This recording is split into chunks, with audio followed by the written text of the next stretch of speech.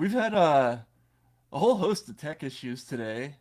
So if anything should happen to this broadcast, I would ask folks out there to be a little patient with us. We'll try to get things back up as usual. It started off, Walter. You know your frustration with woodpeckers. Yes, absolutely. Still hate So them. I'm having to reside my entire house because of woodpeckers. I'm having to put something that's not wood on the outside of my house because they've eaten so much of it. And uh, in the process of repairing my house today, my fiber optic cord got cut. So I lost internet because of woodpeckers today. In addition to the enormous expense and aggravation and all the other stuff. And then we've had some other issues going on today. So, Well, um, one of my homes is under woodpecker attack. My cabin out in the woods, and so far they've only removed the siding from the chimney. Uh, but I learned that woodpeckers don't peck wood in order to eat the oh, wood or to get the insects. They do it to make the noise, and the noise attracts mates. So the cost of your house going down was one woodpecker attracted a mate. it's just more male bullshit, right? I mean, I hate to admit it, but it's a bad look Yeah. for our sex. And I think about that every time I hear a woodpecker now. It used to be one of like, I used to think it's the most beautiful noise. Now, um, uh, yeah, I have unkind thoughts about woodpeckers. Yeah. So, this is a crazy, and we say this a lot, but this is a spiraling news cycle that we're in right now. There's a lot of stuff going on, but the most significant, we're going to talk about 1984 later, Hmm. but it's kind of ironic. This extraordinary development happened with the Ukraine and Russian war, um, involving 117 drone attacks within the territory of Russia, and let's just look at what some of it looks like. We can look at SOT 2 if we could. Um, this is actual footage from the drone. So they snuck drones into Russian territory, and then launched them Deep from into this Russian territory. deep into Russian territory. We can show you the. We're going to show the map in a minute. It's unbelievable. When I heard what cities were involved, I my mind was blown. So let's just take a look. This is so they're attacking like um, strategic bombers on runways, and let's just take a look at what that looks like.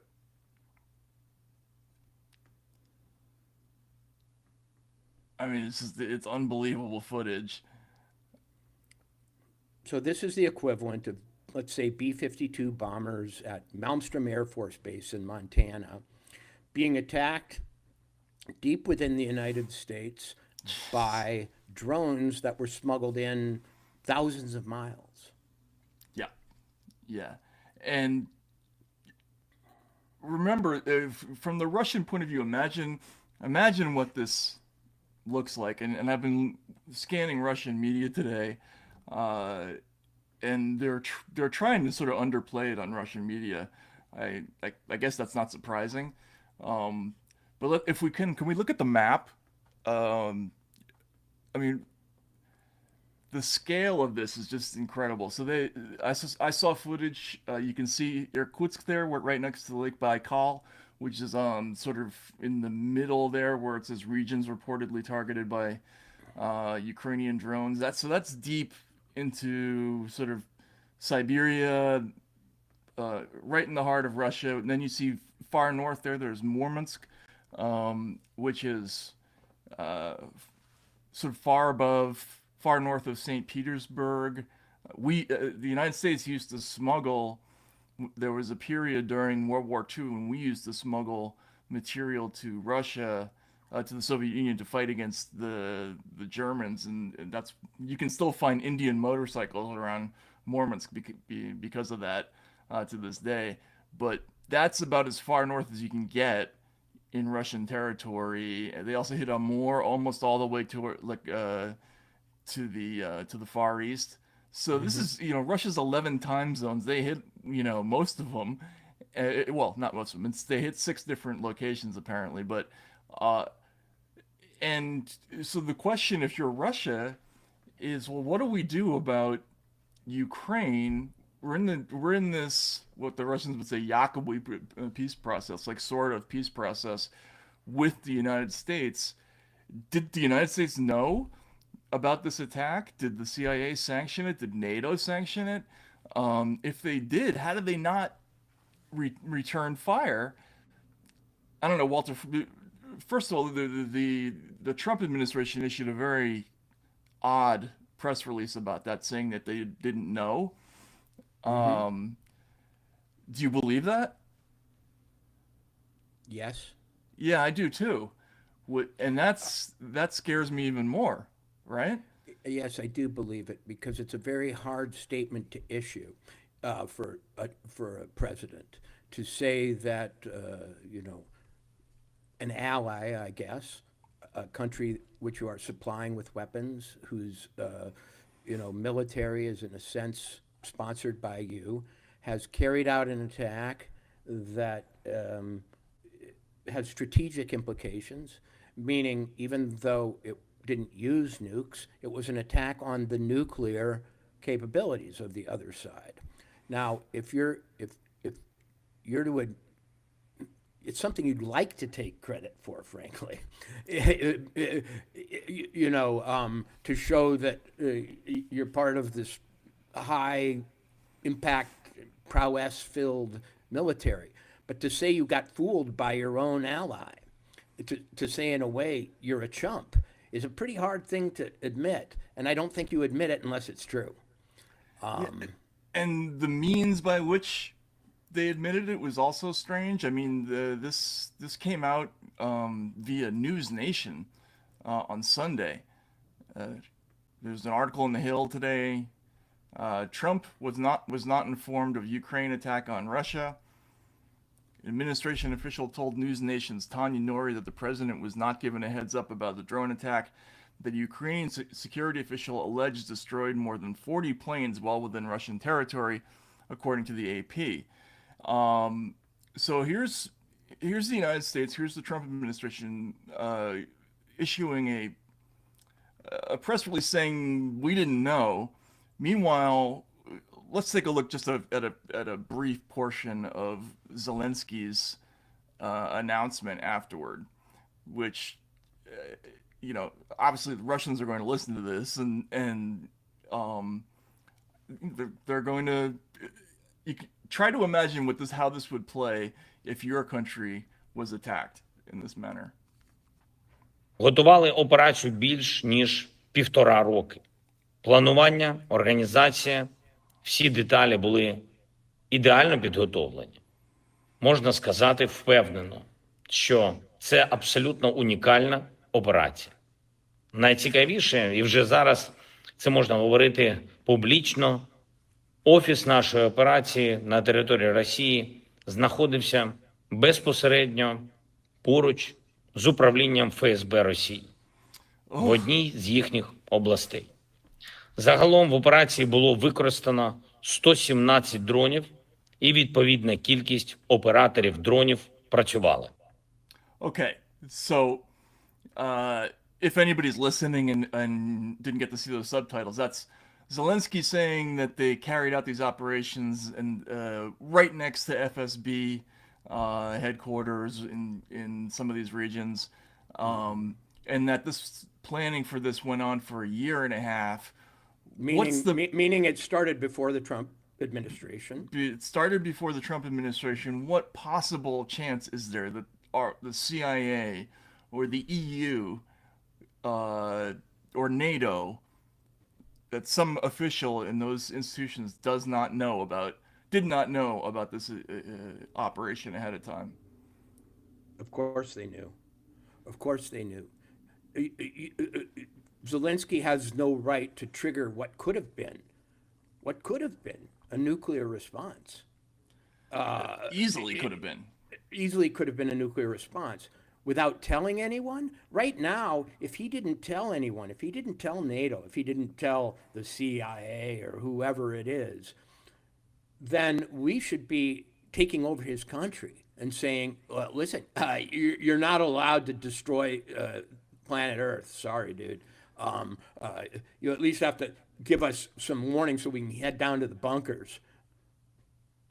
I mean, this is why this whole situation has been horrifying to me from the start, because my confidence level in basically the promote democracy, highly aggressive, expansionist folks within the NATO orbit, confidence in their competence level has never been terribly high. Let's put it that way, right? They sort of view everything through the same cookie cutter lens. They don't realize how things are going to play in different one country versus another, and they take crazy risks, just assuming that they'll get away with it because they always have.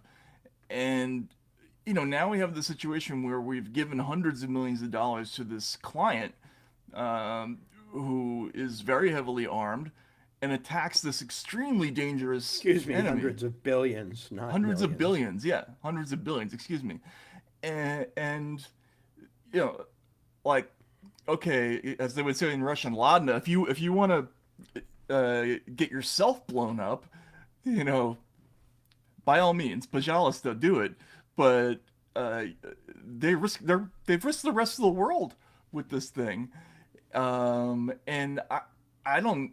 We're relying on Putin and the Russians to not strike back.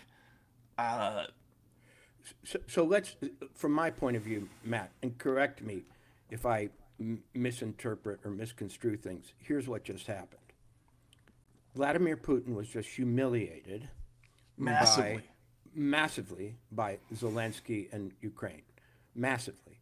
His bombers, his equivalent of his strategic bombing force, was taken down by a Pearl Harbor-like fraction, in a surprise attack, deep within his That's territory. a really good analogy, by the way. Yeah. Yeah, deep within his territory, and not just at Pearl Harbor, but at the equivalent of Pearl Harbor and Oklahoma and Montana or whatever it might be. Right. Yeah. 3 different bases at covering a huge triangle of space that basically comprises the Russian Empire. Okay, so he's humiliated. Donald Trump was just humiliated in a massive way, because if he's telling the truth, then some rogue, deep state, NATO, CIA, who knows, power structure that had been helping plan this, or should have at least known of its planning, went ahead without him.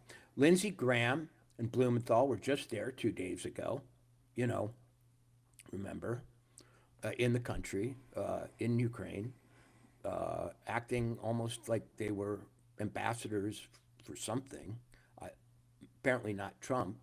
There's a lot of speculation, at least based on appearances, that, hey, were they the people who gave the go-ahead? Are they operating a completely separate foreign and military policy from the administration? Now, there's. I mean, this is like Dr. Strangelove, right? Absolutely. And so, I guess what I'm saying is, now Trump, to my mind, and Putin have common cause against Ukraine, because they are going to have to agree not to be drawn into a nuclear war over what boy in the middle is pulling off here, and whoever supports him. Ukraine must now be isolated and neutralized. It is a rogue nation, in a sense, with a support network that we can only guess at, but which seems to be at a sort of super state level. Yeah, I mean, the one consolation. Well, let's start with this. There were all kinds of really troubling signs after this happened. Like, NPR ran a story with almost a gloating headline that said, "Trump promised peace in Ukraine within a day. Here's what actually happened." It had like that. Yeah, right. Like, isn't that funny? Um, like, I mean, isn't that what was that site that the Upworthy that did the computer generated headlines back in the day?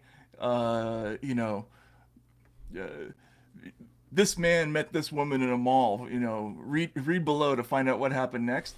Like, Right. they're using this Right. goofball clickbait formula, like Yes. for World War III, and it reads like some lunatic, some General Jack Ripper lunatic, is stoked that peace has been averted and we are proceeding rapidly apace towards outright conflict with a nuclear enemy. I mean, am I losing my mind, or does everybody think that this is uh, they're reacting like this is good news? Well, okay. As far as we know, none of those strategic bombers had nukes on board. Um, I imagine that at any one time, the way strategic deterrence works, you've got some planes that are loaded and ready to go. Maybe I don't know. None of the, none of the attacks were on missile sites, as far as I know. But we might be wrong about that. If there were, we might not be told. Um, we're in Cuban Missile Crisis territory because we have a guy holding all the cards, he thinks, Zelensky, gloating to the world that somehow he pulled this off. Did Zelensky contradict Trump? Did he say, yes, we told him? No, I didn't hear that from anybody. Although seen it, I haven't seen it reported anywhere that Trump knew. But um, If Trump didn't know, that means there is a force capable of supporting these kind of attacks, planning them, and carrying them out in concert with Ukraine that does not answer to the U.S. president. I mean, which is again, this was the plot of Doctor Strangelove or Failsafe, right? This was exactly the scenario that everybody was worried about when we entered into the mutually assured destruction um, era of modern history after World War II, where yeah, it makes sense if all the actors are being logical and everybody is behaving rationally, then and interests are aligned, then it's all good. But A nuclear exchange to own Trump, I'm not down for it. Okay, right, yeah, I mean, as much as some people might be, I'm not. Uh, Also, I've got to say, with both Putin and Trump humiliated, there has to have been communication between them at this point.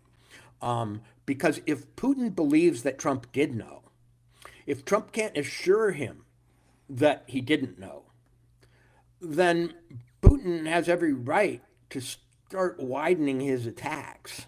You know what I mean? To bring this out. Well, I don't know that he has every right, but he has incentive and emotional incentive to move this conflict outside of Ukraine. I mean, if I lived in Bryansk or Irkutsk or Murmansk or any of those places, and these attacks were happening with drones flying over the heads of my kids, um, I'd be like out of my mind with rage at this moment. And the Russians must be, and sort of the additional humiliation and Zelensky's speech was clearly designed specifically to tweak Putin's particular psychology, because this is a person who takes enormous pride in what he calls the professionals, right? The impenetrable professionalism of the FSB, the the KGB or FSB, which was always sort of undermanned in terms of resources compared to the United States, but did such a better job by far that it hung in there. This is the way Putin thinks about things. For him to be have such a massive intelligence failure on his own territory, and then have Zelensky gloating about launching them right next to FSB headquarters. It's a personal shot in addition to a patriotic one. Now the Well, one and let's just remember, this all happened in the context of a supposed peace process. right, exactly, This isn't the exactly. beginning of the war. This isn't the middle of the war. This is supposed to be toward the end of the war. Yes, there's such a thing as posturing and gaining your best negotiating position and so on. But is your best negotiating position absolute nuclear brinksmanship? Um, that's a little bit more than I was anticipating or would think is uh, proportional. Um, Finally, the reason I uh, believe that Trump didn't know is that there is reporting, and I think it is credible, that the reason these bombers are all out in the open is that they have to be because of nuclear arms treaties. Yeah. In other words, each side is supposed to be able to, by satellite, keep track of the comportment of the other's nuclear forces. Okay? So if you have nuclear, strategic, capable, and strategic bombers, a certain percentage of them at least, I'm not quite sure how it works, have to be out in the open by treaty. If you start hiding them, in other You're in words, violation. you're in violation. They used a treaty between the United States and Russia, Yeah, specifically between those two, not NATO, but yes. between those two countries, against against the United States. In other words, uh, if we were to say we we did know, if we were to be a party to this, then we have violated an arms treaty. It's absolute madness, and again, if that's actually one of the reasons that they were able to inflict that much damage, imagine if Pearl Harbor were made possible by an agreement we had with the Japanese to leave our battleships out in the open so that they could be uh, Counted. counted exactly, and then they fly in and blow them up. Um, I mean, you can't even imagine what the reaction would be in that situation. Now, the one saving grace in this whole thing, and it's a thin read for me, but I take uh, some hope out of it. Is a press conference that Trump gave um, a couple of weeks ago. I think it was May 19th, where he talked about just walking away if the peace process falls. It doesn't, if they're not able to work something out, then he's willing to just walk away. Can we play the whole thing? Start from zero on that, um, and I'll be right back. Got very big egos involved, I tell you. Big egos involved. But I think something's going to happen. And if it doesn't, I'd just back away and they're going to have to keep going. Again, this was a European situation. It should have remained a European situation. Should have remained. But we have, because the past administration felt very strongly that we should be involved, and we got involved much more than Europe did in terms of the money and all of the things that we gave. We gave massive amounts, I think record-setting amounts given to a foreign. There's never been anything like this, both weaponry and money. And Europe gave a lot also, but they didn't give anywhere near what we gave. We gave probably almost 3 times the amount. And it's just a shame. The whole thing is a shame. The level of death is just a shame. Oh, did he talk about just walking away? I don't know if you got to that part, but it's consonant with what he said. Okay, well, I apologize. He goes on to say that if it falls apart, we're willing to just walk away. I'll tell you, big egos are involved, but I think something's going to happen. If it doesn't, I just back away, and they're going to have to keep going again. For me as an American, backing away, the United States backing away, and Trump and this reiteration that this is not our war, have at it. That's the only positive outcome I can see. You know who I wouldn't want to be right now? Who? I wouldn't want to be Zelensky, and I wouldn't want to be Keir Starmer and Emmanuel Macron. Yeah, no because kidding. because it appears that some force other than the United States has cooperated in a deep territorial intrusion and strategic attack on Russia, which is going to be answered in some fashion. I don't know how it goes unanswered. The only way it goes unanswered that I can see is if Zelensky goes and if the Ukrainian government goes, because they're not going to allow them to remain in place. No, I mean, I can't see how Russia.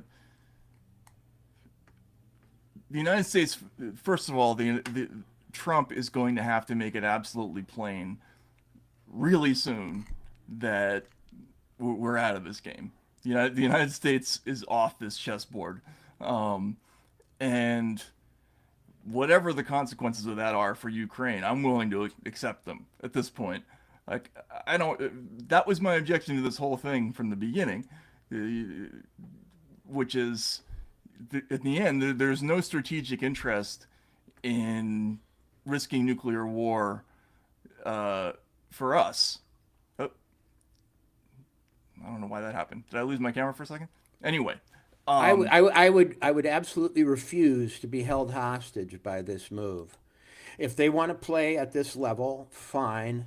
You take the consequences. You expose yourself to the risks. And I'm going to be stepping back here. In other words, it's like you were sponsoring a fight, and the fight was fought in one way, and a pool game. You're bankrolling the one pool player, Paul Newman or whatever it is. But then it suddenly turns. Right. Yeah, the hustler. But then right? it suddenly turns into a fight where they're swinging pool cues at each other rather than using pool cues to hit balls. And right. at that point, I go, you know what? I'm going to be in the street while you guys settle this. That's how I'd act. And frankly, whatever Putin does in return, and if he goes long range with this, he's going to do to whoever he thinks sponsored this. The fig leaf of Zelensky somehow pulling this off alone, and I mean, having. I would say that there is a infinitesimal chance that is possible. But How did all these drone operators communicate with all these drones across the world? Using what network of communication? well, that is tough. I mean, I can understand how some of these intelligence failures happen, how the crossings happen. Remember, there's so much intermingling, cross-Russian, Ukrainian, family mixtures. Getting over the border is not going to be a problem for Ukraine. But you're right. The coordination of this kind of attack, I just don't think how they do it. We have a listener named Jennifer who wrote, as a child of the 80s, this is unthinkable. I agree. Where's the horror over this whole thing? Like, Well, NPR thinks it's funny. yeah, the Because NPR thing is fine. look, Trump said it was going to be easy, and look, it's almost nuclear war. You won't believe what happened next. Yeah. Right? I mean, it's mind-boggling to be if you were raised on The Day After, for instance, the Jason Robards film. Remember that whole thing? It was like Oh, sure. the television event of the century, right? Where we were all sort of asked to tune in and imagine what nuclear war would be like. And that was when, shortly after Prince came out with 1999, right? And this whole idea of everybody's we could all die any day because the missiles might come. I mean, people who are raised in that era, I just don't understand how they're okay with this, how they're copacetic with this kind of stuff. Well, because Putin bad and Trump bad, and That's about all you have to know if you're one of these people to write these headlines. If it's bad for them, then it's good for the world. But I can't even game out what the Russian response might be here. Let's think about some that might be proportional. He goes in and destroys, well, Ukraine doesn't have a strategic nuclear bomber force, right? No, So, that's and you know what? I'm beginning to regret that, honestly. exactly. Yes, Yeah. exactly. Because what does he have? What do they have to lose here? Well, and what does Putin have to take? In the movie Fail Safe, there's a bomb goes off, a nuclear bomb, and they have to negotiate. It goes off in Russia, and it's accidental, as I believe, as I remember, but the U.S. has to agree to let New York be destroyed. Henry Fonda has to agree to let New York be destroyed in the end, to whatever it was, Moscow or whoever got bombed in Yeah, Russia. I forget what that was. Yeah. Right. And in the movie, Henry Fonda's wife is shopping in New York City, and he's not allowed to tell her that he just, gave Russia permission to, send a missile at it. And the last shot of the movie is pigeons flying up out of a park in New York, presumably 1 second before it goes up in a mushroom cloud. So what was the natural target for Putin to return fire to? Kiev? Does he say, everybody out of Kiev? No. Does, I does he mean, say, does he say, I'll go after the people who do have strategic bombers? Well, you can't do that. Starts nuclear war. You can't attack. In other words, if Russia attracts an airfield in England or, Poland or no, something, he can attack a NATO country, right? And but there's nothing worth attacking left in Ukraine, right. frankly. Well, they can take more territory. They can commit more atrocities. They, They they could they could could turn they could basically they could turn turn the into they could turn into the a lights parking lot. off. Yeah. They could turn the lights off forever. Which is, I think, probably what will happen, unless what we have is Trump and Putin get together, I don't know, somewhere, and say, listen, we have allowed Ukraine and some combination of deep state actors operating outside of the command of the United States to bring us to the brink of nuclear war. And since this can't happen, we're going to negotiate the end of this war without them. Yeah, right. I mean, that's really the only way they can get out of this whole thing. I just don't see a way this doesn't result in Does a mili- have Zelensky assured anyone this is the last? This is the No. last barrage. No, and you know what?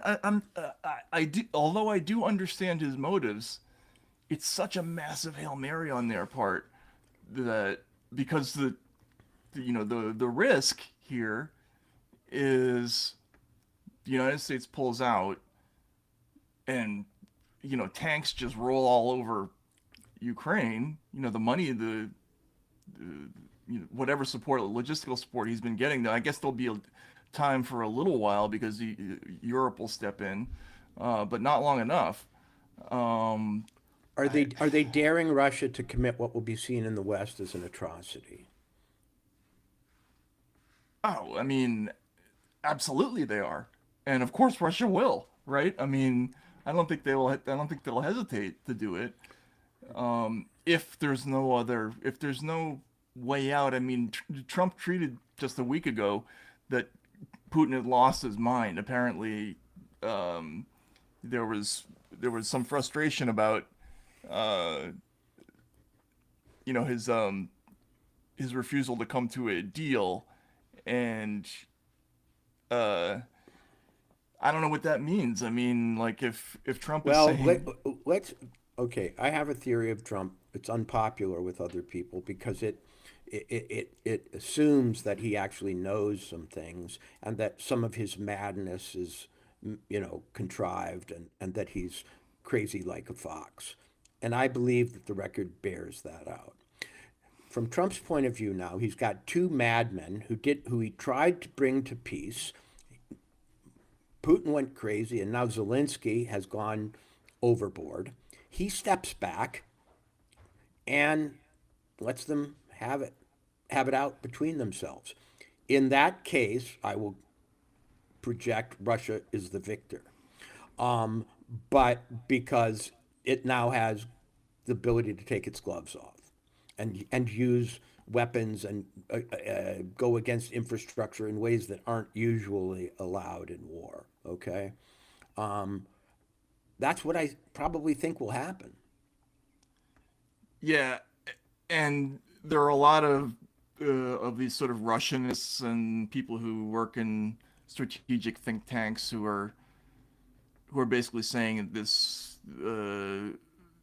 this is likely to end in, you know, some kind of enormous victory, or there's going to be, you know, additional conquest of territory for Russia at the end of the day here.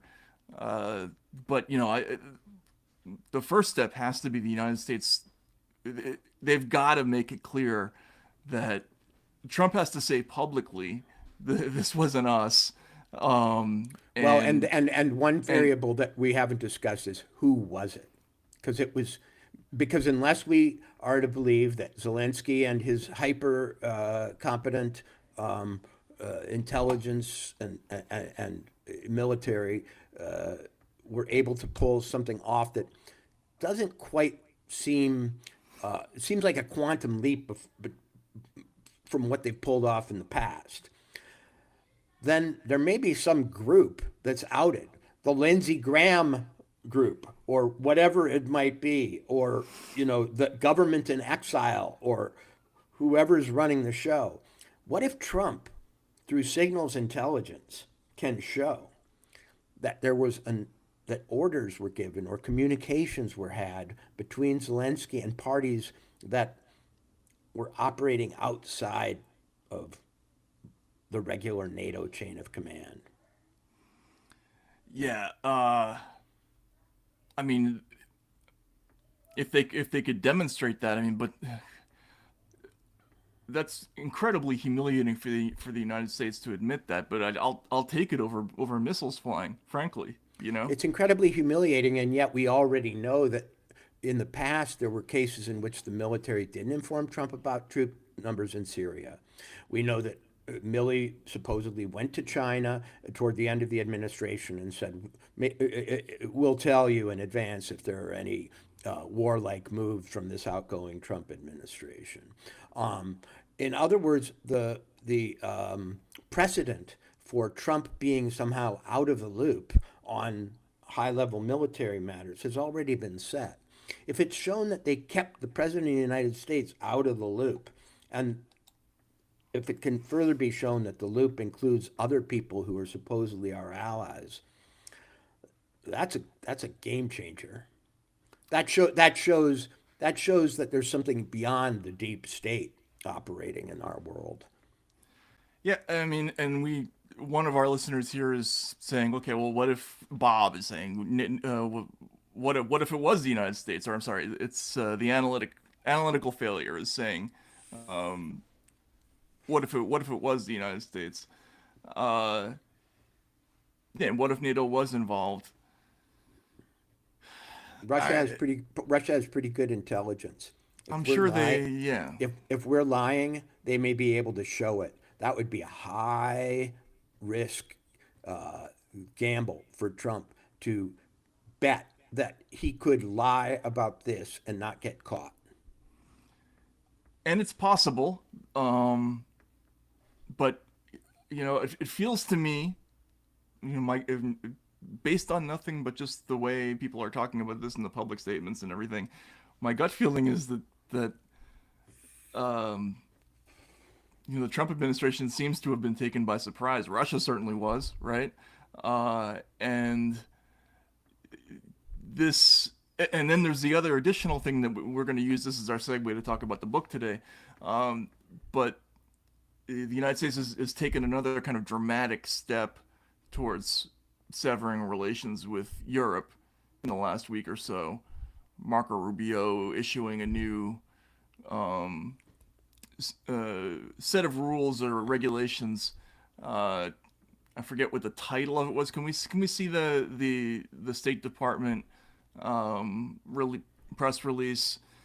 And essentially, it's saying announcement of a visa restriction policy targeting foreign nationals who censor Americans. And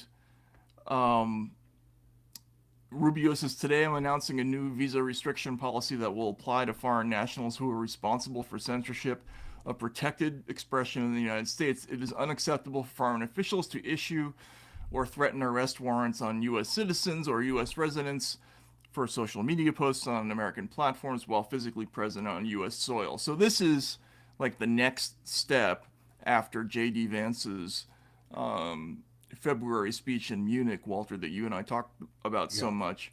Remember, he went there and he said, if you can't respect your own voters, I forget what the exact quote was, then there's nothing the United States can do for you. Remember that everybody was so shocked by this, and we talked about how historic a moment that was, because it was the United States kind of stepping away from an alliance that had been implicit and kind of unbroken in any serious way since the end of World War II. Now we're talking about, denying access to people in the United States who had something to do with the Digital Services Act, or who threatened American companies or American business leaders like Musk or Mark Zuckerberg or whoever. And that is a further sort of perforation of the American-European alliance. And the irony of this, and we're going to talk about this later, is that we're going to end up with exactly kind of trilateral setup that was predicted in 1984 and by James Burnham, who wrote a book before 1984 came out, where the world would basically be divided into three super states located in Europe, the United States, and Asia. And we're headed in that direction now. This breach with Europe, which has been really massively accelerated over the Ukraine issue. It's just widening. It's been massively accelerated by the Ukraine issue. It's been accelerated by the speech issue. It's been accelerated by the way elections have been carried out in Europe in a way that seems directed rather than grassroots in our traditional democratic sense. Now, let's remember also, the conservative candidate just won in Poland. I mean, if there's one country in Europe, more key to the situation, to the jigsaw puzzle that connects Russia and Western Europe, it's Poland. In some ways, I guess any conservative candidate winning there can be seen as perhaps a win for Putin. That's the way the West usually construes any conservative or populist candidate winning in Western Central Europe, right? Yeah, the same thing with Romania, same thing with Hungary, right? Right. I mean, So in other words, if we posit that there is a group of norm-loving, rules-based international order, our democracy, WEF-friendly types in Europe, they just suffered a defeat. They suffered a defeat after having become more and more alienated from the Trump administration over all kinds of issues, including this speech issue. They're a little bit back on their heels. But in some way, they just pulled off a coup if we agree that they were in any way involved or aware of this drone attack. It's a little bit like a last stand for what one imagines and speculates might be this Eurocentric Atlanticist. rules-based international order. Yeah, Atlanticist group. Mm-hmm. It's either them taking the gloves off and coming out and saying, we're in control now. We can do anything we want to Putin, and we can operate outside of Trump. or it is the end for them. Because if they are shown, I mean, I'm speculating, if they are shown to have been in any way supportive or in league with Zelensky and this attack, they almost have to be abandoned per force. And Ukraine needs to be sort of taken over as some kind of like demilitarized zone or something. Right. Yeah. Like the UN has to be sent in, well, the equivalent of the UN, Right. to. I mean, I understand that Russia was the aggressor in that war, but now in this situation, Europe, the EU, and Ukraine are trying to drag the United States into a military confrontation with Russia, and we never wanted this. Or if we did, then whoever those folks are need to be thrown out and sent out to sea. I'm sorry, they need to be pushed out of a C-130. Like I just don't understand how this end game was not seen in advance is just astonishing to me that we're in this place. But yeah, I think you're right. Last winter, between the election and the inauguration, we saw for the first time, with our knowledge, long range or medium range missiles fly into Russia from Ukraine with our help for the first time in history. That was the first breach of the line, and it was astonishing to both of us. It was especially astonishing that it was being carried out by a lame duck president, right? Or with the permission and support of a lame duck president. Now we're seeing an operation that just happened that had a year and a half advanced preparation. So if anybody in America did know, they knew under the Biden administration, the previous one. We also let's get real for a second. Jake Sullivan and Anthony Blinken and whoever was running the Biden administration and all those people and all the Our Democracy and the Clintonites and the Kerrys and so on like this, right? They're not freaked out. They want this. Whether they were part of it or not, they're not displeased by it. Do you think? Hello. Hello. Oh, I'm here. Are you here? Yeah. Did you hear what I just said? I lost it for a second there. Do you think John Kerry and Jake Sullivan are displeased by just what just happened? I doubt it, but that's why they're crazy. Yeah. They're all crazy. This is like Catch-22. Remember when Yossarian was running around talking about how everyone's crazy? Right. Right. That's what we're living through at this moment. Like these people are absolutely out of their fucking minds, all of them. Well, I'd say that the slight gloating tone of the NPR headline is probably indicative of what Tribe WEF thinks in general, which is good for them. Right. Way to go. Let's win-win for the Gipper. And there, I think, is the best evidence for the genuineness of Trump's denial, because it's being used against him. Right. You know, in other words, if Trump could say, "Yeah, this was us sneaky," Pete's doing it, those people wouldn't be gloating. They're gloating because they put one over on him. Yeah, and let's not forget, this is just another in a long sort of succession of lunatic moves. As you alluded to, there was the whole series of things that happened after the election loss in November and December when we decided to escalate. But then there was Nord Stream before that, which we all marveled at. How could that happen without the United States knowing? And certainly there was ample evidence that Russia thought that that NATO was in on it. There were a series of incursions into different European countries, sort of minor acts of sabotage, and in response, it was obvious what the Russians thought happened, and we thought that was crazy at the time because why would we be wanting this? Like who in the United States benefits from this situation? Who in Europe benefits from this situation?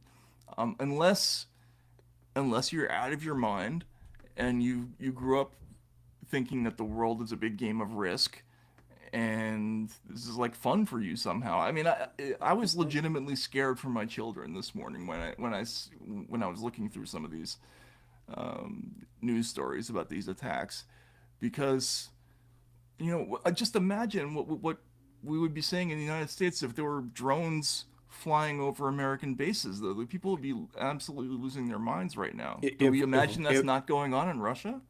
If one hit in Los Angeles, one group hit in Los Angeles, or San Diego, Miramar, one hit in Montana, Malmstrom Air Force Base, and one hit at Homestead Air Force Base in Florida. In other words, they showed they could cover the entire Massachusetts. Yep. They could hit the entire continent. Okay, and we're being told from the Ukrainian side how this worked. There's no reason to believe they're telling the truth. Yeah. No, we got some not. trucks in, and it came out of trucks. I mean, that's a wonderful MacGyver story to tell Yeah, it's about like how Ocean's 11. how David beat Goliath, but we have no reason to believe it's true. We have no reporters on the ground. We have no objective look at any of this. They can say they fired rocks from a slingshot and managed to hit these places, and aren't they wonderful? It's being construed as this massive asymmetrical victory, and it probably is. They're even talking about. I've even seen David versus Goliath headlines about Right, this. exactly.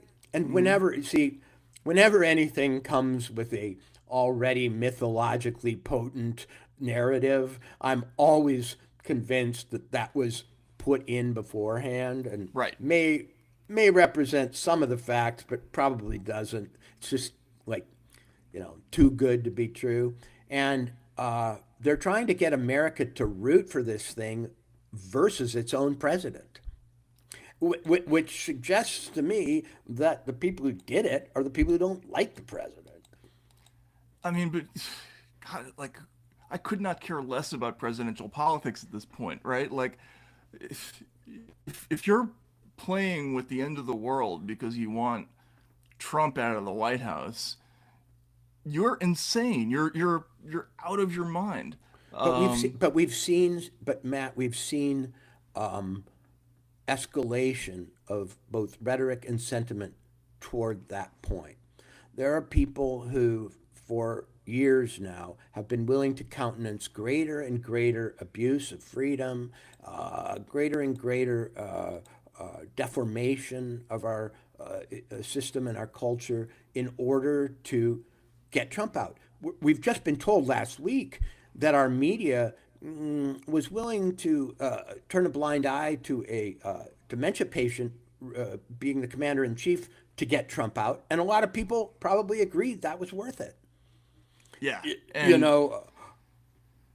And look, that's a great segue into the book we're going to talk about this week.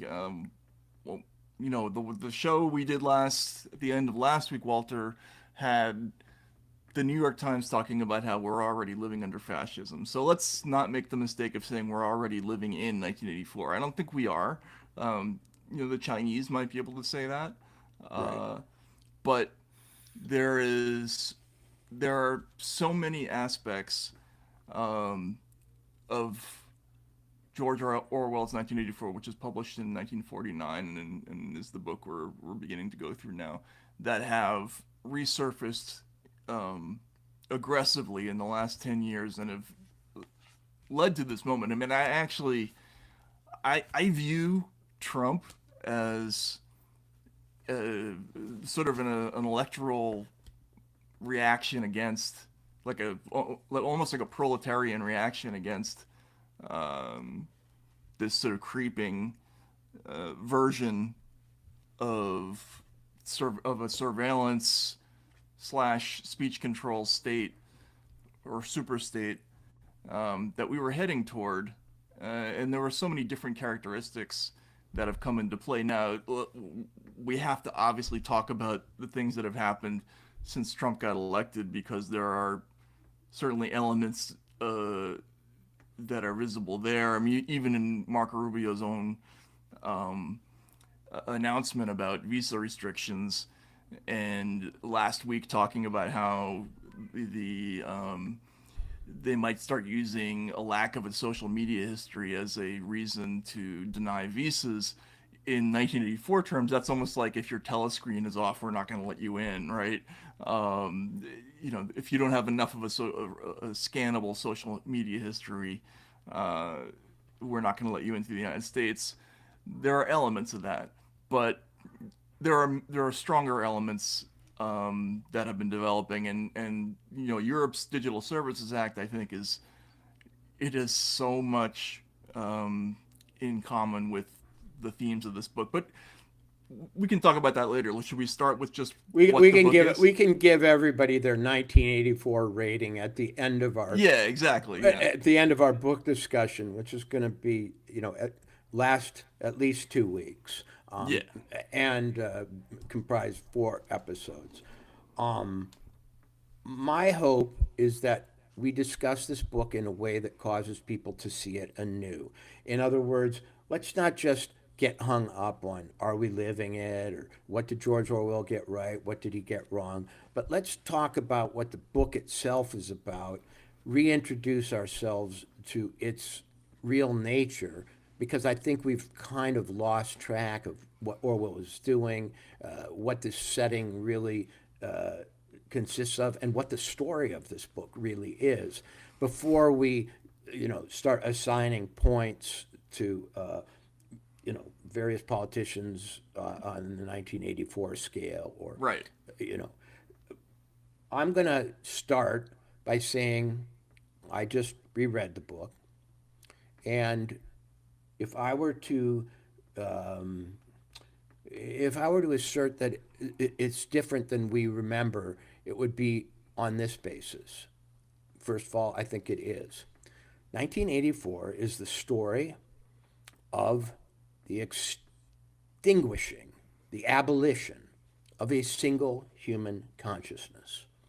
In other words, at the beginning of 1984, we're introduced to a man who's about to write a diary. He's about to start a diary. The subversive act, the sort of crossing of the Rubicon in this story, is a human being decides to start writing down his thoughts. Orwell tells us it's not that he shoots at a guard. It's not that he leads a rebellion. He wants simply to write down his thoughts. He has a piece of paper and a pen. And just quickly, there's a really interesting way that he introduces the consequences of this. He says, the thing that he was about to do was to open a diary. This was not illegal. Nothing was illegal, since there were no longer any laws. But if detected, it was reasonably certain that it would be punished by death, or at least by 25 years in a forced labor camp.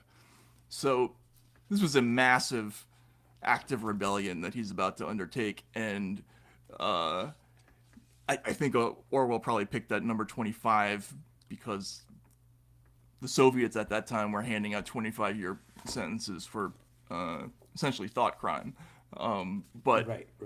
but But I guess the point I'm trying to make, and we're both trying to make the same one, is that the subversive act, the can't go back rebellion against the regime and against the reality that the regime has established, is very simple.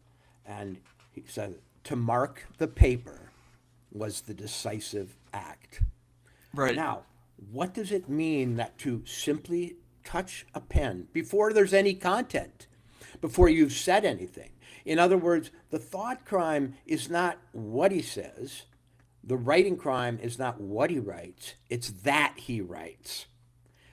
Meaning that to record your consciousness in a way that is semi-permanent, that can be recovered, to create a record of your existence, not not to speak against Big Brother, not to espouse a revolutionary sentiment, but to mark a piece of paper at all is the fundamental sin. And what's the sin there? That means creating a record. What is that? What is creating a record a sin against? It's a sin against the total malleability of reality. It's a sin against the ability to rewrite the state's right to rewrite everything. You are asserting that you get a chance to define reality in a world where only one entity has that right. The state in 1984 has the absolute ability to change the past, the future, and we're going to talk about the rules of the society in a second, but the whole goal of it is to completely disorient the human being, to divorce the person from this idea of a past, future, to shave down the vocabulary so that you can't even articulate the wrong thoughts. But early on in this book, as you say, the act of putting pen to paper, it's funny, when I reread it, I had forgotten this one element of it, which is that we remember Winston Smith as this person, this is the protagonist of 1984, who's essentially like a media figure who works in the Ministry of Truth, sort of repairing the past. He's like a technician, but we think of him as this rebel because he rebels against the state. What actually happens when he goes to put start doing his diary is fascinating, because he initially starts writing this very sort of humdrum, boring account of going to a movie, and Right. And there's nothing really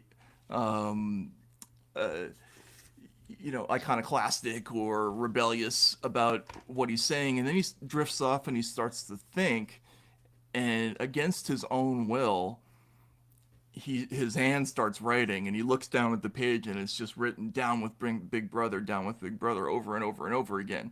And this introduces us to the whole paradox of the book, which is that he wants to obey, but he can't. Being human, he has a conscience and the ability to see things, and he knows that things are a lie. He knows how he feels about things, and just the fact of having that little apparatus inside him, the little part of being human, makes him automatically a sinner against the state. This is like the sort of post-Christian version of original sin, except it's political sin, and the entire state is organized against that piece of the individual, even when the person is trying to go along, trying to submit. You can't, ultimately. I mean, we'll get to the end of the book later, but I think that the whole framework of this world in 1984 is built around this idea of not allowing the possibility of private conscience or thought. Exactly. And that's why I say this is really the story of the abolition or the extinction or the disappearance of one person's mind. And nothing else happens in this book. Big Brother isn't overthrown. Society doesn't experience a rebellion that then is put down. All that happens is the slow but steady annihilation of one person's selfhood. And that's its incomplete narrative. And that narrative begins, as we said, with him opening a diary and putting down a pen. And what is the first thing he writes? Just to reiterate what you said. April 4th, 1984. Last night to the flicks. All war films. One very good one of a ship full of refugees being bombed somewhere in the Mediterranean. Okay, So what do we get from He's that? trying to lie to himself. Yeah, he actually is reporting that he went to a great movie last night about poor people floating in the Mediterranean being bombed. When he reports what was in the movie, imagine this. There was a then you saw a lifeboat full of children with a helicopter hovering over it. There was a middle-aged woman, might have been a Jewess, sitting up in the bow with a little boy about 3 years old in her arms. Little boy screaming with fright, da da da da. And then he describes, then there was a wonderful shot of a child's arm going up, up, up, right up into the air. A helicopter with a camera in its nose must have followed it up. And there was a lot of applause from the party seats. Right. But not so much from the proles. Yes, and the only protest against this beautiful shot of a child's detached arm from a helicopter flying up into the air was a proletarian woman who said, "You shouldn't be showing that to the children." Right. Yeah. But Winston himself is enthralled with it. He reports it with approbation. The only thing, in other words, the only thing that he is disobeying is the rule against writing things down. But he's right there with the propaganda movie and even this bloodthirsty propaganda movie. Yep. And again, that's why it's ironic that we're talking about this book in the middle of this completely discordant media event where, really something that could be the end of the world is happening, right? Like this attack of, strategic bombers all over Russia. We're watching this footage like it's entertainment on TV, and we're seeing it like clickbait. And, when I watched it, I was kind of like my eyes were darting in both directions, thinking, where are all the people saying this is nuts? And they're not there, and that's in the book, you see that the proletarian person, the prole woman is objects, but that's the only objection in the book. Similarly, we've lost our ability to be horrified by certain things, or we're losing it. Right, we're not all the way there yet. I guess the way to wrap up this observation is that Winston Smith does not start out as an enemy of the state in intellectual terms.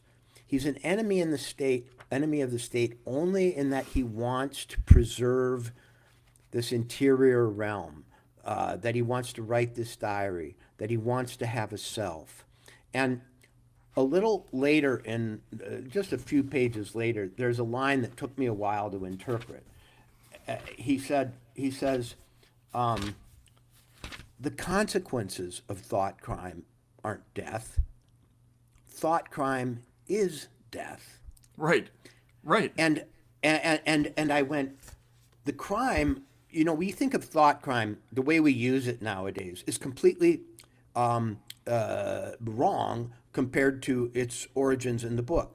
We call thought crime thinking the wrong thing, which it is. But in 1984, thought crime is thought. Right. The crime is thought. Thought is a crime in and of itself. And writing down a thought is proof of the crime. Absolutely. And in the very early in the book, which in a method that I can't think of another parallel to, there's a little passage like very early in where a new paragraph begins, the Ministry of Truth, mini-true in Newspeak. And then there's an asterisk. And at the bottom of the page it says, Newspeak was the official language of Oceania. For an account of its structure and etymology, see appendix. So at the very beginning of the book, you have to go to the end of the book and read this guide, The Principles of Newspeak. And this is essentially, it's a doctrinal introduction to what this world, how this world is built. And it's really more about the language than the government. But it starts off talking about this principle that what is thought crime, how the whole idea is to reduce the vocabulary of everything so that people cannot even articulate certain thoughts. And there's so many things in this little section that will remind people of the current moment. For instance, there's the grammar of Newspeak had two outstanding peculiarities. The first was the almost complete interchangeability between different parts of speech. Any word in the language, in principle, this applied even to very abstract words such as if or when, could be used either as verb, noun, adjective, or adverb. I've been complaining about this for years, about this taking nouns and using them as verbs. We're going to privilege this, we're going to platform that, and it's this very ugly trend we've had in our language for a while. This idea of taking very specific words and replacing them with kind of dead, flat words, and eliminating multiple types of time, right? So instead of just the past, continuous, or pluperfect or whatever, you just have past, present, and future, right? That's what there is. So it's think or thinked in the original Newspeak, and so you have to learn this vocabulary before you enter this world. And I think, Walter, that we were heading in this direction of becoming, I think we still are, of becoming highly literal, highly averse to shades of meaning and nuance, and increasingly detached from the past as something that we need to learn. There's a really interesting line in there about how in Oceania, all they tell people is that the people in the past worshipped false gods. They don't tell them what the gods were. They don't list them because you don't need to know. All you need to know is that they were false, and that too is a trend in modern academia. Is just, we don't need to know certain things. We only need to know that they had certain characteristics, and that's it, right? So that it's that literalness of mind. Yes. But what you're saying is that having any original thought at all, ultimately, that's the crime. Yes. Thought is a crime. Thought is a crime, and recording thought is the evidence of the crime. And for me, the most surprising passage early in the book that I missed on every other reading but didn't miss this time is this one. After Winston starts writing his diary, which kind of, as you say, gets away from him. It ends in, down with Big Brother, but it starts with this, 2 thumbs up review of a horrible, violent propaganda film. It's almost as though he does a Freudian analysis of himself by accident and realizes that there is rage underneath, his observations. But after he has written in the diary and he starts to get fearful of being caught, this happens. He went to the bathroom and carefully scrubbed the ink away with the gritty, dark brown soap, which rasped your skin like sandpaper and was therefore well adapted for this purpose. In other words, he had gotten ink on his hands during the process of writing, and he goes and scrubs it off. He scrubs it off like he's in Macbeth, getting the blood off his hands, except the blood is this time ink. It's a very stark and very obvious metaphor. He has blood on his hands, and in this regime... I missed that. Yeah. And in this regime, ink is blood. Ink itself, just like writing on paper itself or thinking itself, are crimes. So this book is about the disappearance of language and the disappearance of thought via the disappearance of language, via the disappearance of the means by which language is recorded, pen and paper. We're watching one kind of consciousness that had reigned in human affairs for a long time go out. We're watching the end of the Gutenberg phase of human civilization. We're at least to that phase. And so when bloody hands are inky hands, when marking a piece of paper is the equivalent of stabbing someone, when it really doesn't matter what you think, but that you think, which makes you guilty, then what is the real crime? The crime is consciousness. And, in a day when we think, AI may be taking over, when, as you just said, the language may be dumbed down syntactically and in terms of its vocabulary to the point where we can't even think, that is the premier parallel. Whatever else is going on politically, whatever is going on in terms of social organization or secret police or surveillance technologies or something, the nightmare that 1984 is tracing and the nightmare that we're facing from a 40,000 foot view is our individual consciousnesses and the apparatus of thought and even the daring that it takes to think disappearing from Earth. In other words, 1984 is the last book. And he's writing about a state in which there are no more books, because the actual books that people read, we find out in the first few chapters, are mechanically produced. Right, they're novel writing machines. The novels are produced by machines. People no longer write. In fact, to even get this paper and to get this ink was subversive. They're not sold. They're rare items.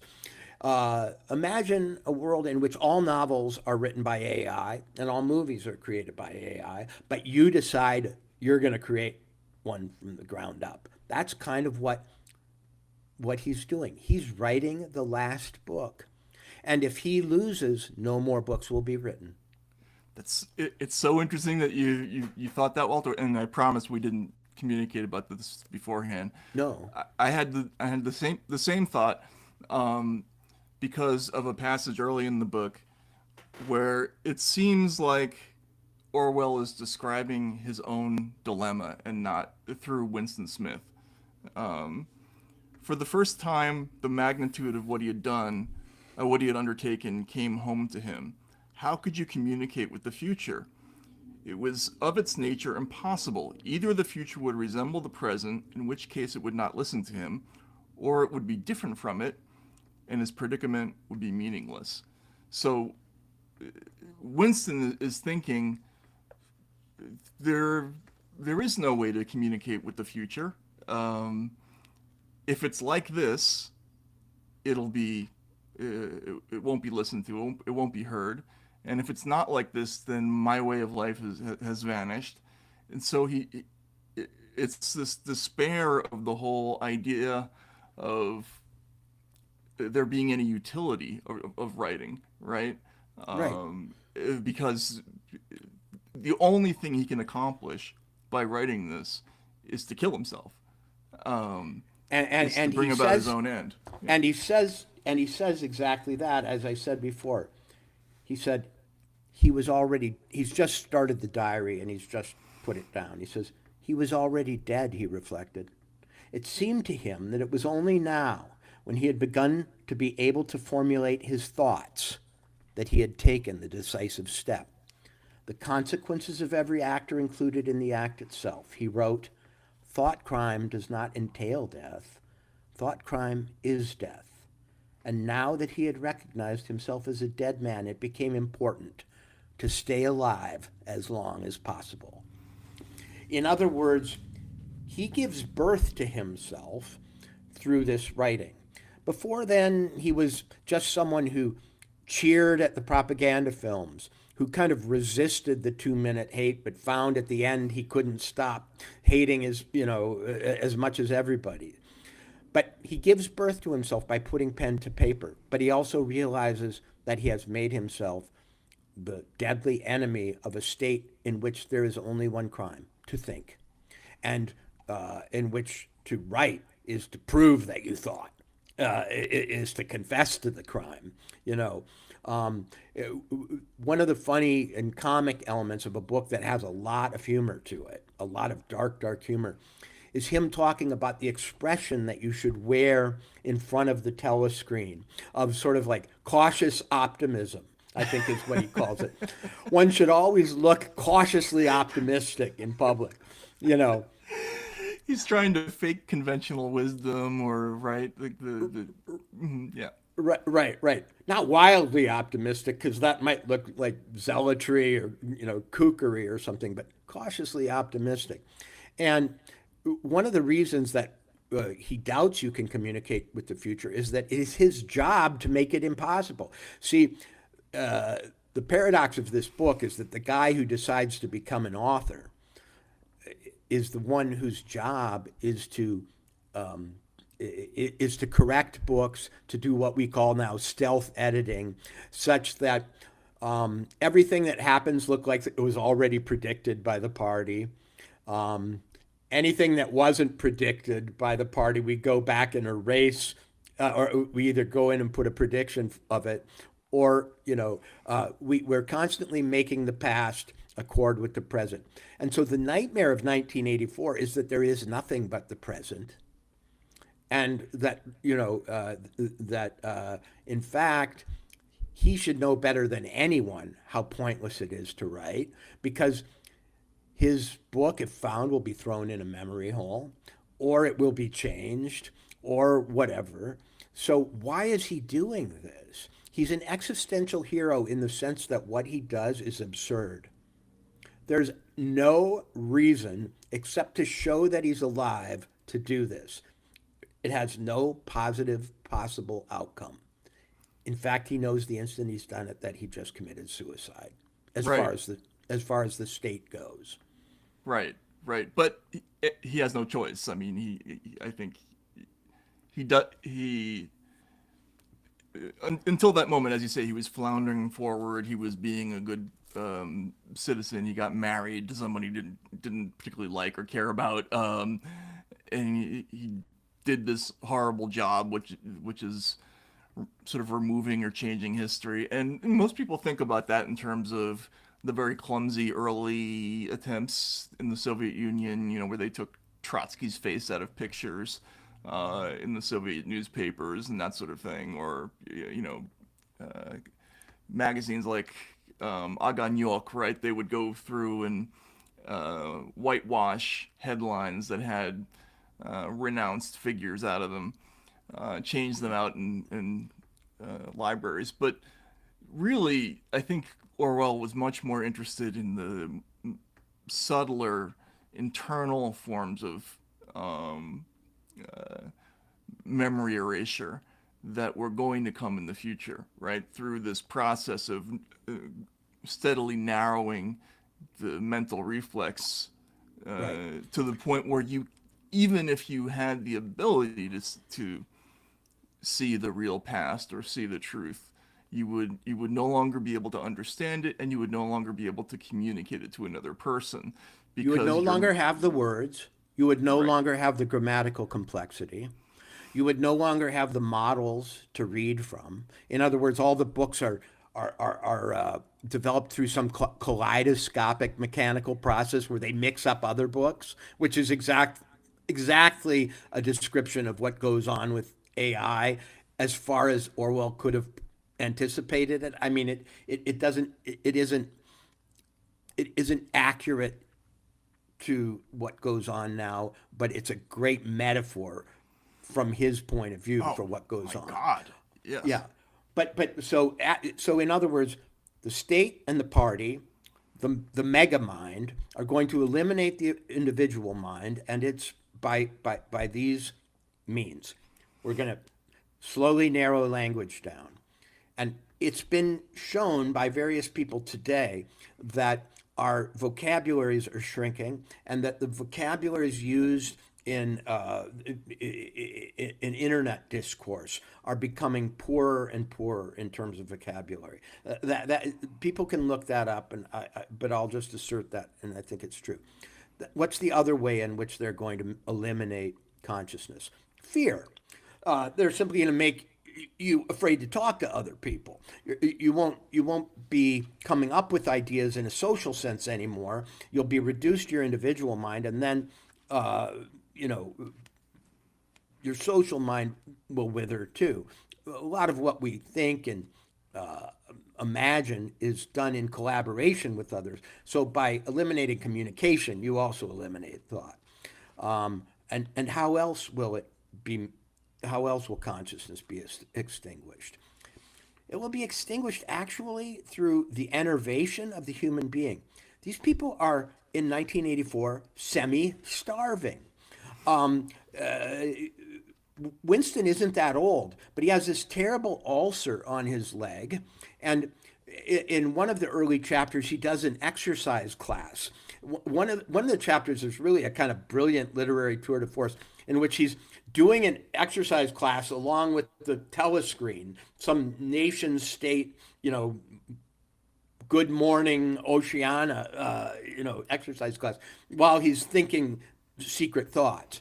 And so between surveillance, between diminishing the language, between limiting your social contacts, and then limiting your access to, good books, you just have these kind of mash up books, you're slowly not going to be able to do anything. What's going to replace thought?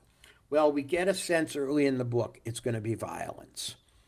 That where thought goes out one ear, what comes in the other is just raw, savage stimulation by violent imagery and violent feelings produced through sort of group emotion.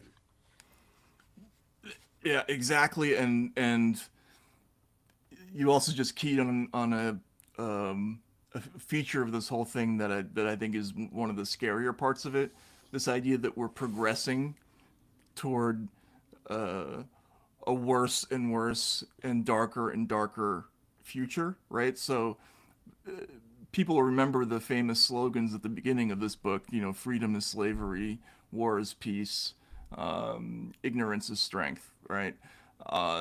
But we learn as the book goes on that the goal is not for people to memorize those slogans forever.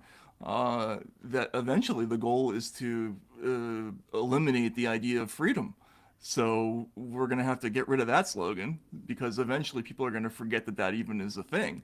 First you invert it, right. And then you eliminate it. Then you eliminate it. And what's interesting is that just as we see Winston in an intermediary stage between waking up and being, permanently enslaved or abolished or forced to submit at the end of the book, we're seeing an intermediary stage of social development. This Big Brother is still not quite in control in this book. Okay. Exactly. Winston can't quite remember because there aren't any accurate records when this regime started. He talks a lot about having, I don't think I ever heard the term ingsoc, which is short for English socialism. I don't think I ever heard it before 1960, but I'm not sure. And dates are uncertain. He doesn't even know really when he was born. Doesn't remember his childhood. Right. So, one of the ways that consciousness is abolished is by abolishing time. Because if you don't remember the order in which things happened, then you can't establish cause and effect. And if you can't establish cause and effect, there goes logic. There goes everything. Between getting rid of time and oversimplifying and then, sort of abolishing language, you have nothing to go on between your ears in terms of reason, or all you could really do is scream, be in pain, sleep, be turned on. But the one thing that also surprised me here was that when he mentions Big Brother, and he mentions at his job sort of speaking for Big Brother. He's rewriting an article in which he wants to show that Big Brother gave some medals to someone or something, some hero. He's making up the story. In other words, Winston is making up the story of some guy who has appeared in the press, and he wants to create a legend for him. And so he writes a story of what Big Brother has done in the past. In other words, that's odd. How could someone who's just, a loner, by himself, afraid of the state, tell a story about the vaunted Big Brother? You're allowed to do that? Is there a Big Brother? Does he even believe in Big Brother? Is Big Brother a completely fictional character? In other Is words, it a composite? I don't presume if my job was to do propaganda for a future American dictatorship, I would not presume to tell stories that were supposedly true about what the dictator had done. No, definitely not. Yeah, you don't want to do that. What allows him to do that is that obviously the dictator is fictional. In other words, Big Brother is whatever you need him to be. And while he's telling this story about Big Brother, he has a belief that the guy in the next cubicle is also making up a story about the same incident. And that ultimately, this is what you fear in Hollywood. They tell you to revise a script, but you also know that like 8 other people have gotten that same job. Right. And one of them's going to win, but you're told it's all just you who they're counting on. Winston sort of knows that creating legends about Big Brother is a job that has been given many, and whoever does it best is going to win. So he doesn't even necessarily believe that his society is led by anyone. He's given up. He's given up even conceiving of the reality of a dictator, because to speak in the dictator's, on the dictator's behalf, is, I think, perforce evidence that he knows he's a myth. Yeah. Obviously, he has to be a concoction of different concepts and ideas, because a real person, that would defeat the entire purpose of Right. this state, to have a real person in charge, because a human being would have human characteristics, and this is an inhuman state. Um, there's also this. I think there's another key thing that you mentioned there, that Big Brother's not completely in control yet. They're still in this place where Yeah. there's a multiplicity of ideas still. They have winnowed the human being down to basically a dichotomy. There's Newspeak and there's Old Think, right? There's Good Think and Thought Crime, right?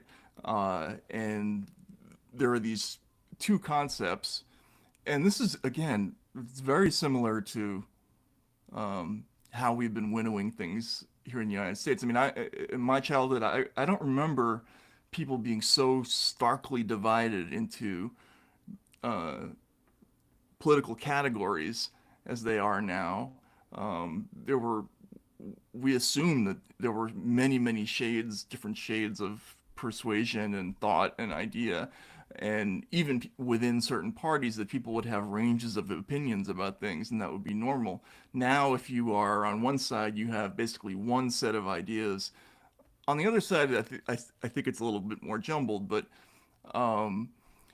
this idea of like Old Think, it's almost the same word as problematic, isn't it? Right. I mean, there are so many things in this book that are almost exact parallels to current concepts. He talks about this thing called belly feel, which is it's a horribly ugly word, but it's actually one of the few Newspeak words that I kind of like, because its concept is to express how people should act instead of thinking.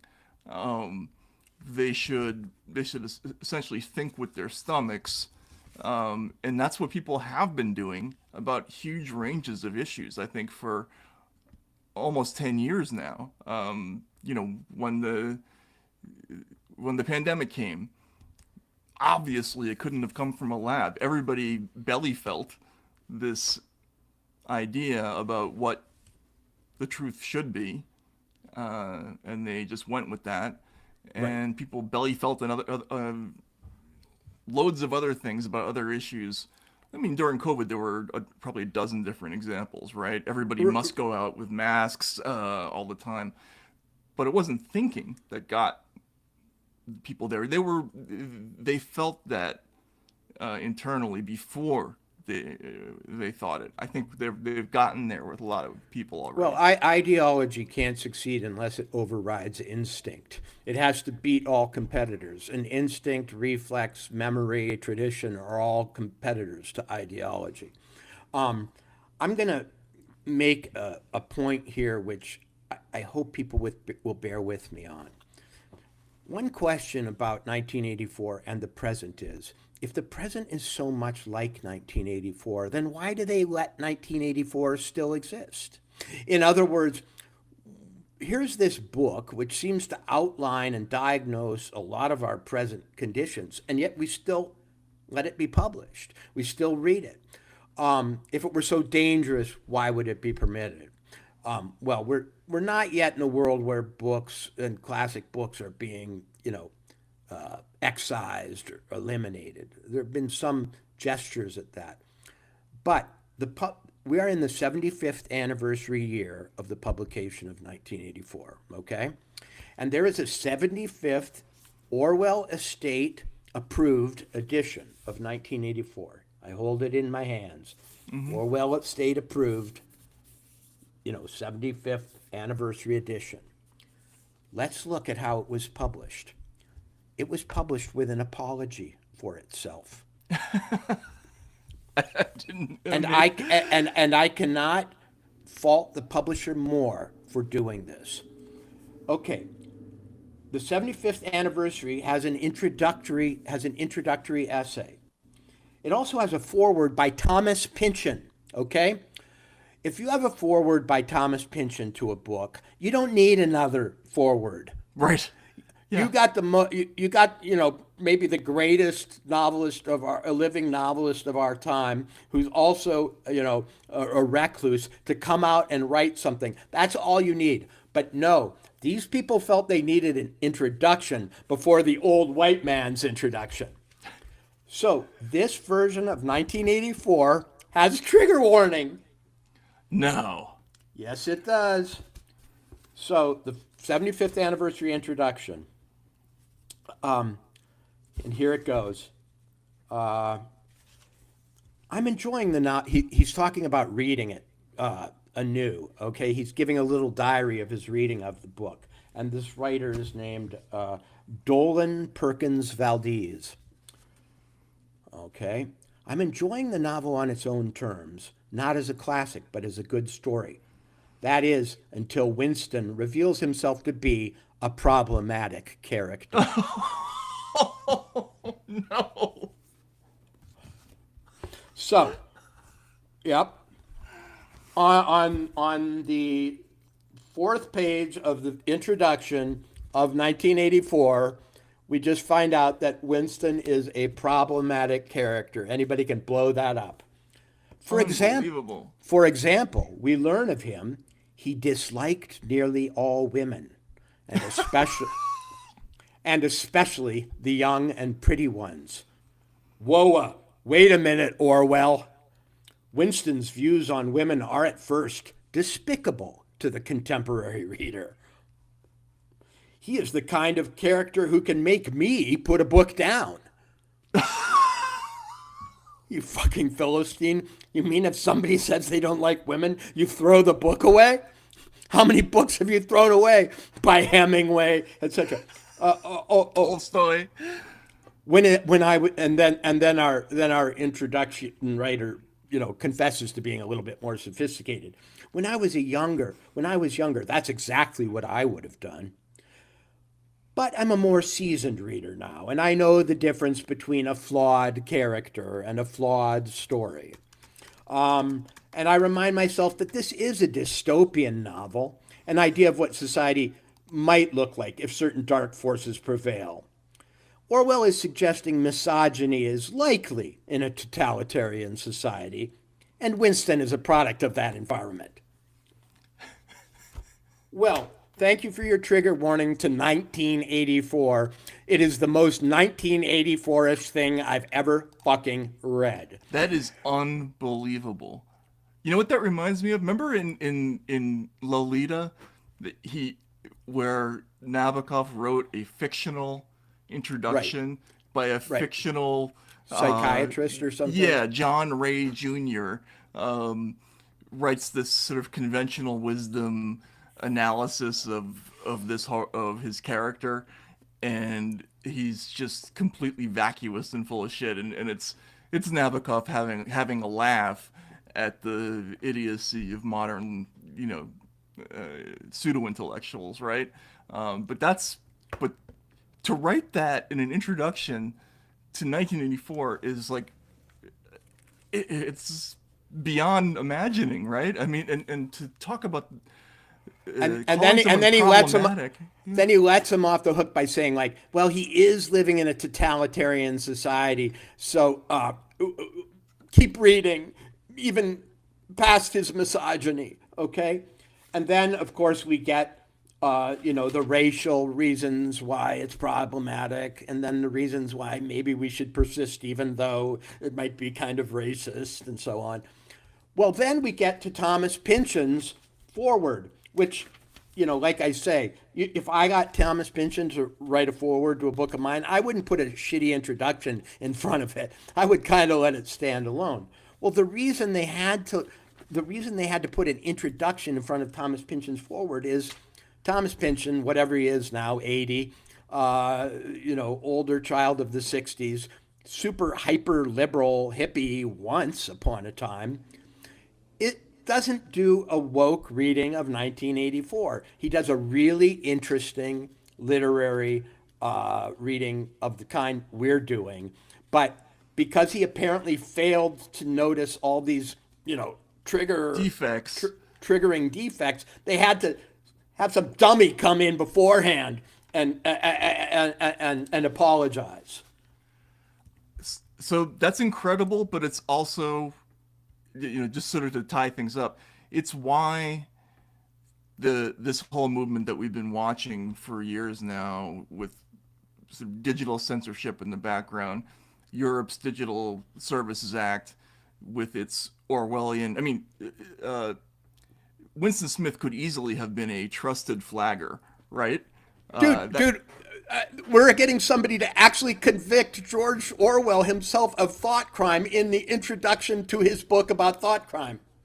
It's unbelievable, right? And that can only happen because there is a huge bureaucracy now out there whose whole purpose is to suffuse everything with right think everywhere, right? The algorithms dial down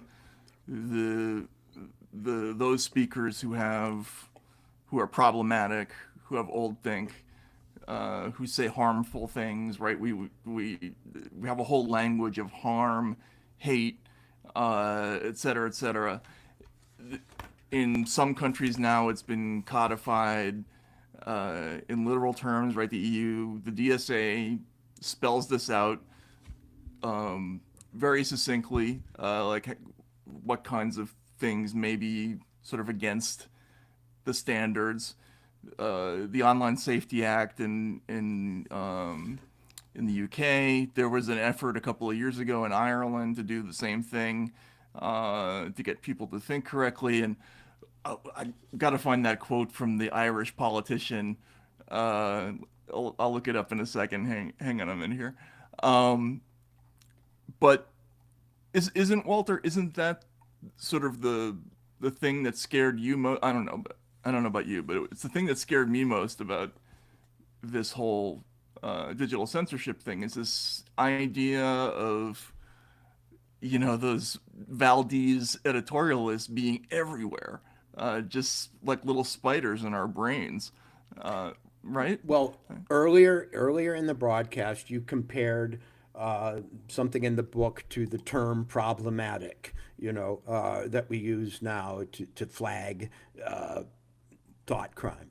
And I proved to you that the word problematic is used in the new introduction to 1984.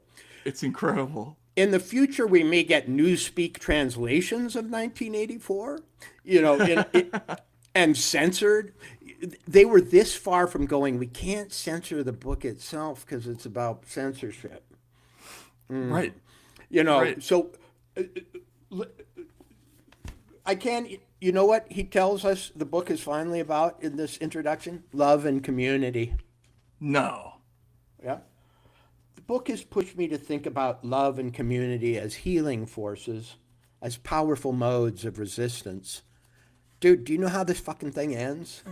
Powerful modes of what the fuck are you talking about? So this is a book, according to Valdez, about this guy Winston Smith using the power of love and community to resist Big Brother.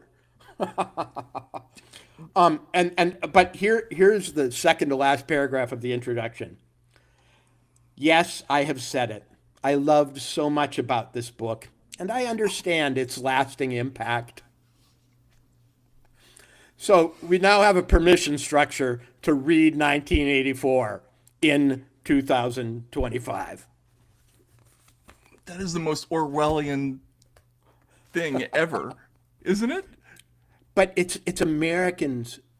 It's the American form of Orwellian in that it's dumb, it's stupid, it's full of sentiment and fakeness. And at one point, Winston characterizes the novels that you read in 1984 that are written by this machine, and it says they're just full of sentiment.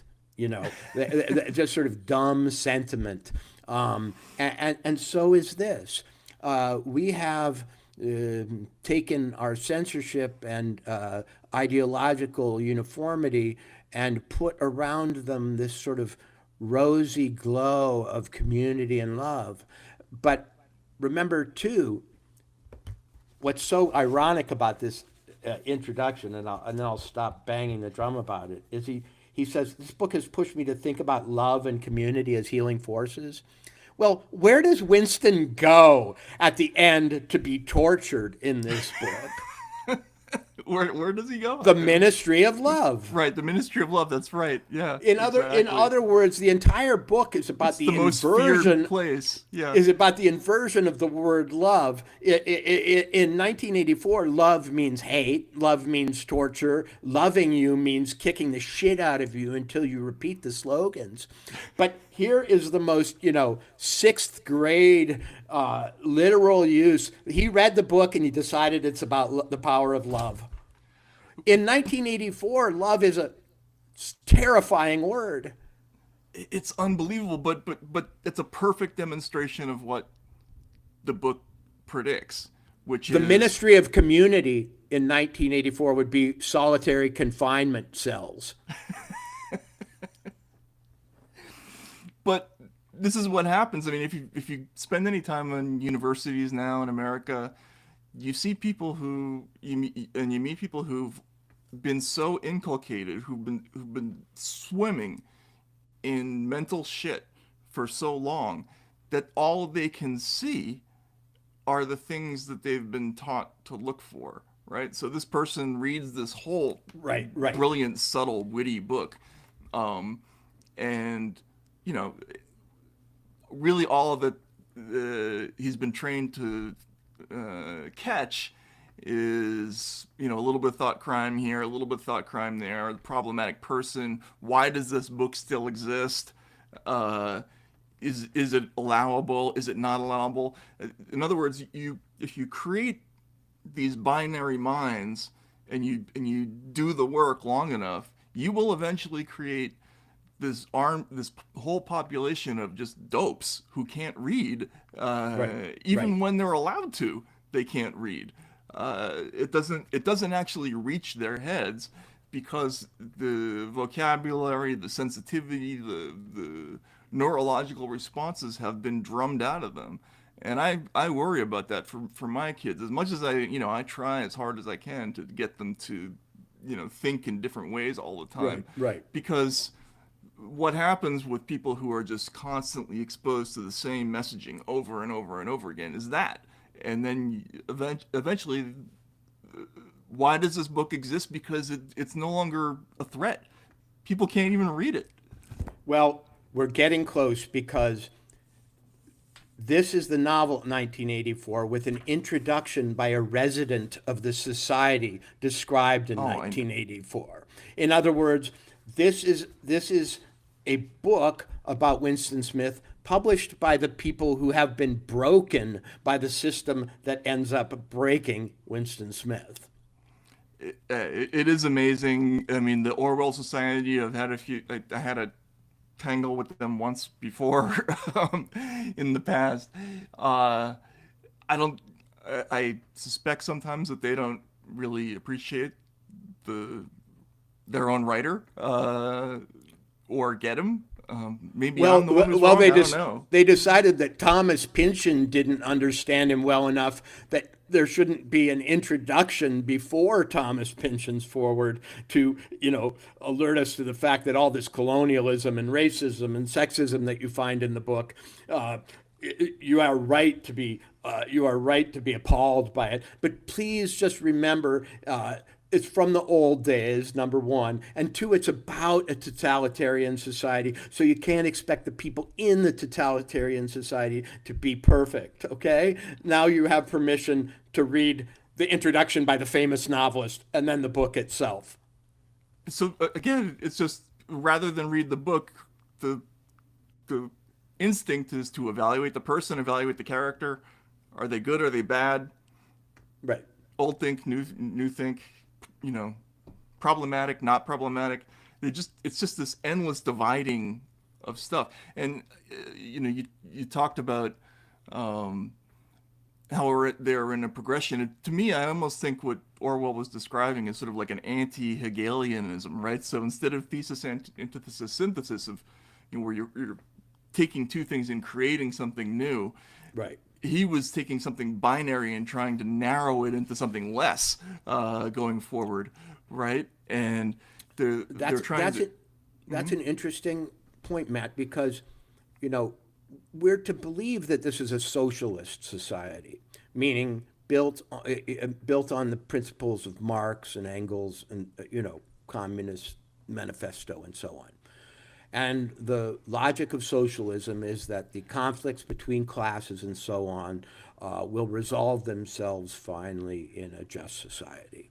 But you're absolutely right. It's going backwards. We're going to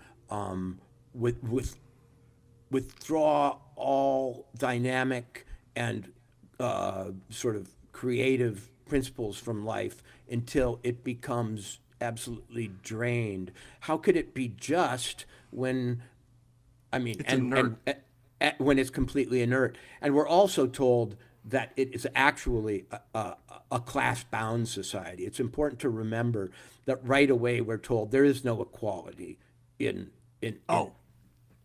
on Airstrip 1. It could be a Hindu society with upper caste and middle and lower caste, because it's absolutely baked in that the proles and the inner party will never touch. So the last thing I want to say, I know we've been going on about this. You mentioned equality. There's an amazing thing at the end in the Newspeak guide. One could, in fact, only use Newspeak for unorthodox purposes by illegitimately translating some of the words back into Old Speak. For example, all mans are equal was a possible Newspeak sentence, but only in the same sense in which all men are red-haired is a possible Old Speak sentence. It did not contain a grammatical error, but it expressed a palpable untruth, i.e. that all men are of equal size, weight, or strength. The concept of political equality no longer existed, and this secondary meaning had accordingly been purged out of the word equal. Now, we're going through that literally in the United States now, where equality is being turned into equity. which is it's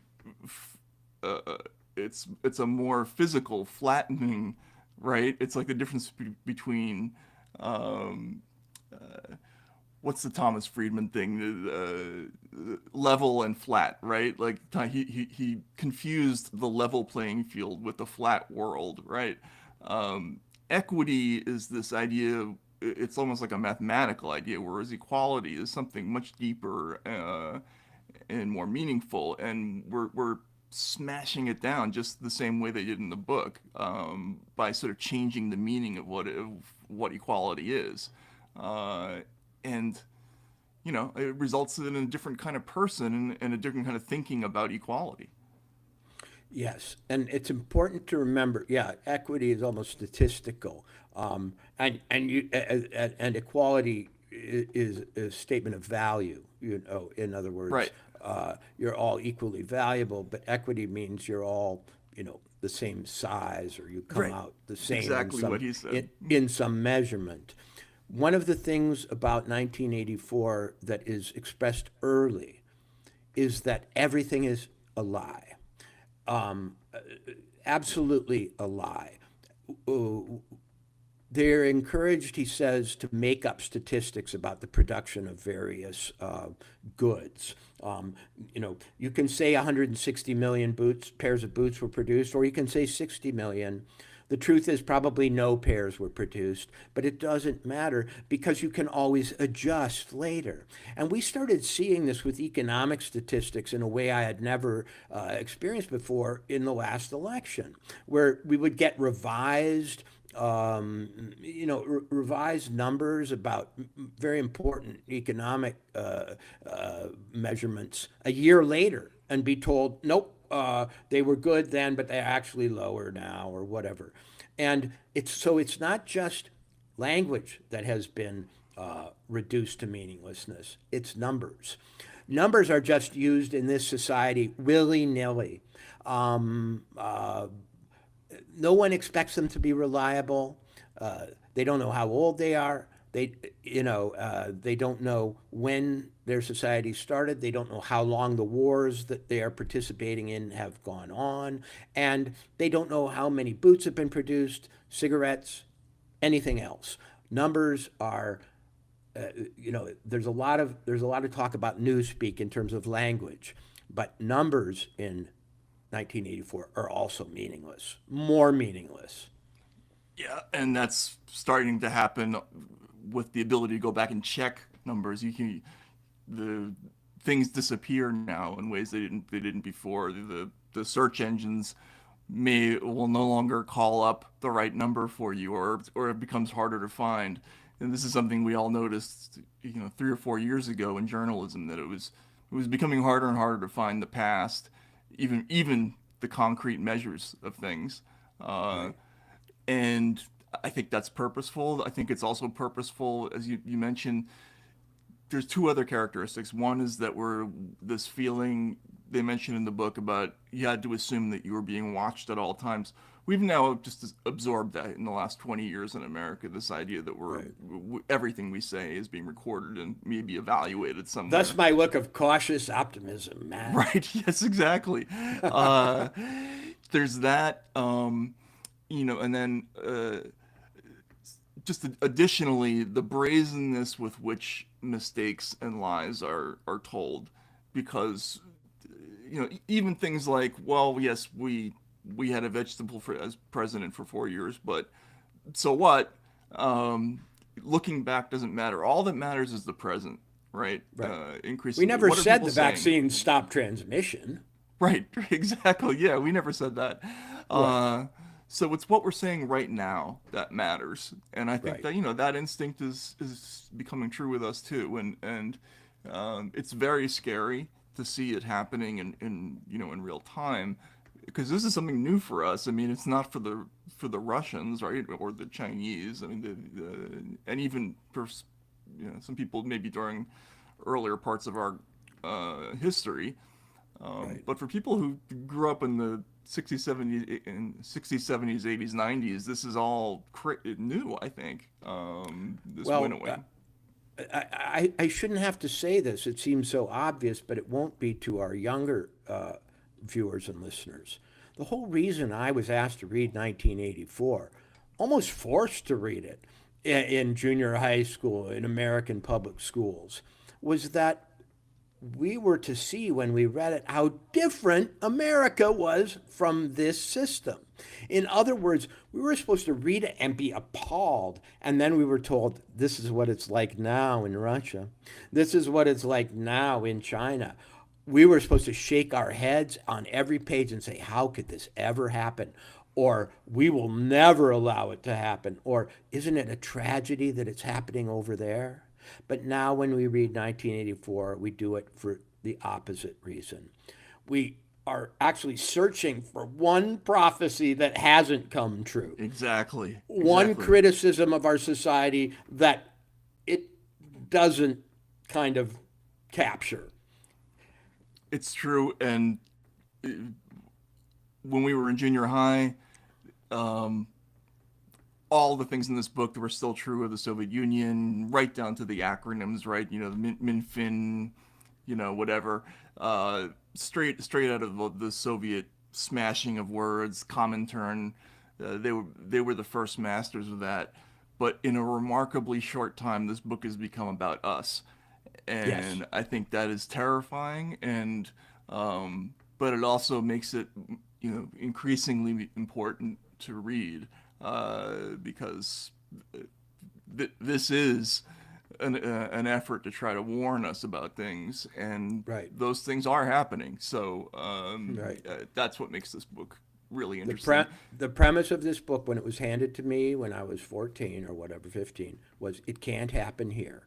When I pick it up now, I say, how did it happen? How did so much of it happen? And does all of it have to happen? Or can we at least stop short of its very worst prophecies? Yep, exactly. Well, okay, so we got to the world of 1984 today.